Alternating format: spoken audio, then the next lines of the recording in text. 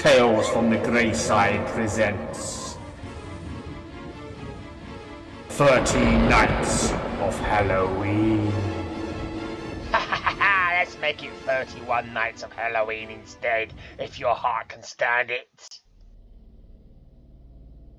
Is the past irretrievably gone?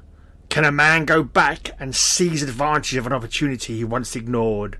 One man did cross through time, a shocking episode of greed and deceit, to become the man who died tomorrow. What have I achieved in all these years, Ethel? I'm an underpaid bookkeeper with nothing to look forward to. I'll never be able to afford all the things I've wanted to give you. We've been happy, Ted. That's all that matters. If I could live the past 30 years over, I'd not make the same mistakes. I'd set about getting rich. Try to be content, dear. There's no way to relive even one day. I don't know, Ethel. There are times when I feel... Oh, never mind. I'm going for a drive. Why must a man be doomed to a life of struggle, never knowing real comfort? Is it madness to dream of starting over? On this bleak night in 1889, Ted Brent's mind drifts back through time. He's hardly aware his horse and buggy are drifting into the hills. 30 years ago, there was money to be made then. The Civil War was just starting. A snake! Easy, Nelly! Easy! The frightened animal lunges forward, terrified. Ted hauls frantically on the reins, but... Yark! Oh, I landed safely on the other side. Ted Brent is not aware of the astounding change that has come over him. What happened? Where's my horse and buggy? How did I get across? I feel so strange. He moves away, puzzled by his sudden feeling of strength, of vigour, and lightness of spirit. Not until he stops at a lake does the truth dawn on him. It happened. I'm young again.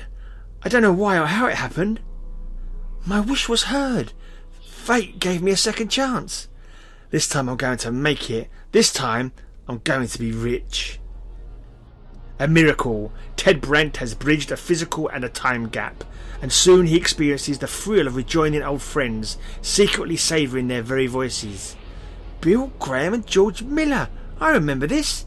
It was 1861. George, old friend. Bill. How good to see you both. Come drink to my new uniform, Ted. Ha! He hasn't seen us since yesterday. Patrick, let's have one for Ted here. Are you going to join up, Ted? We can't all fight. I'm going with the War Department to handle supplies, food, uniforms, probably heavy equipment too.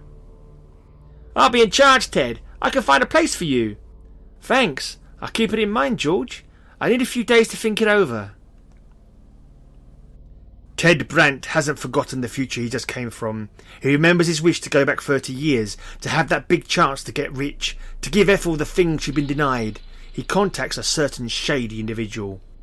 You've always looked down on me. Why should I have dealings with you? Strictly business, Bullard. I have cash in the bank to pay for anything you get me. No questions asked. Several nights later. Those kegs and crates are labelled US Army. Did you steal them? No questions, remember, so just load up, pay up, and get out of here. What do you want here, mister? I have some things you Confederates might be interested in buying. Take your Judas pay and get out. I've nothing but contempt. Good federal cash salves my conscience.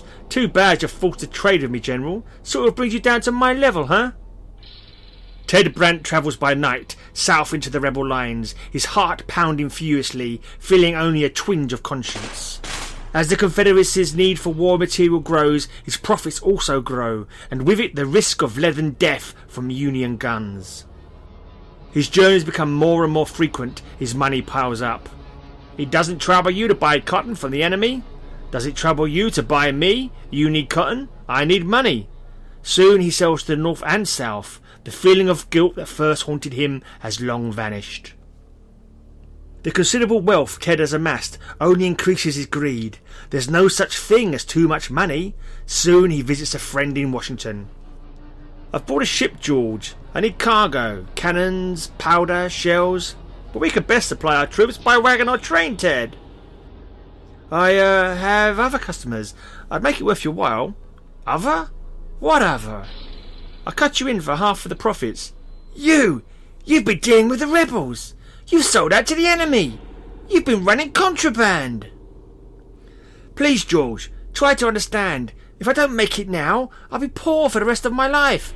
Traitor! I'm going to report you! They'll stand me before a firing squad. All I've worked for, risked my life for, would have been for nothing. Ted Brandt returns to his hometown, where he seeks out the one man he can depend on.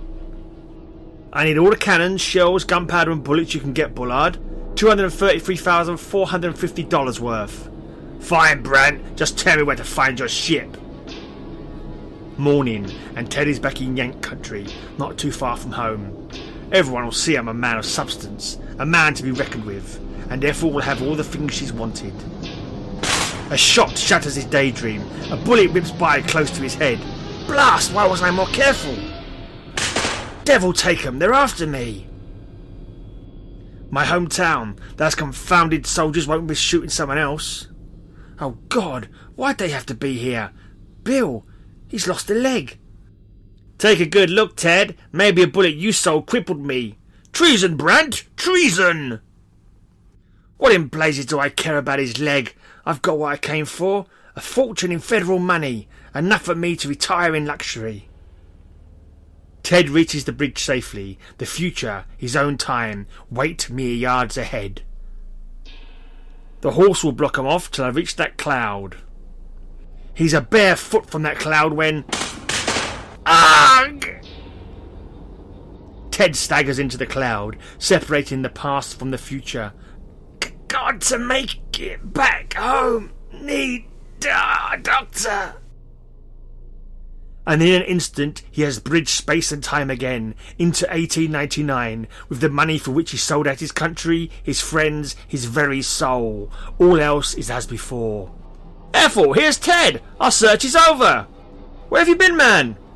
Back to the past to make my fortune. Back to civil war. Those are Ted Brandt's last words. Oh, Ted, what happened? Said he went back to the war to get rich. Somebody shot him in the back. He must have been delirious. But when the curious men pry open the old chest, why, it's Confederate money. Ted wanted to go back 30 years to get rich.